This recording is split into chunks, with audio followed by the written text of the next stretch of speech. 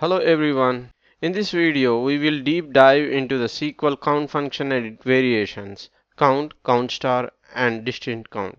We will explore these functions work, when to use of them, and how they can make your data queries more powerful. We all know that the how to select a table in a SQL query. Select star from the table. It gives you the total content in the table. Okay, so it shows 290 rows. Okay, the same thing, if we want to count the number of records in the table, we can use count star here. Okay, so this command will shows you directly the number of records in the particular table.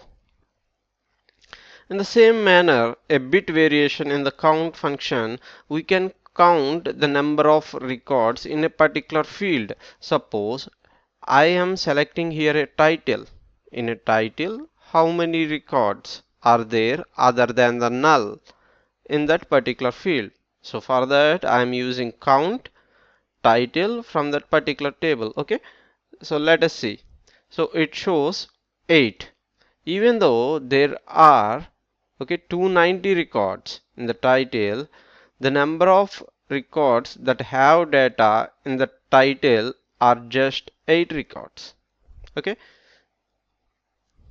8 records.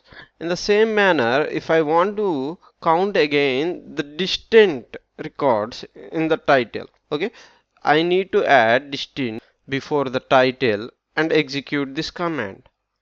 It gives only 2. So there are only 2 distinct values in that particular field. Hope you will get a clear clarity on where to use the count function and where to use the count star function and where to use distinct count function. Hope you all like this video. Please share this video with your friends and colleagues. Please subscribe. Thank you all for watching this video.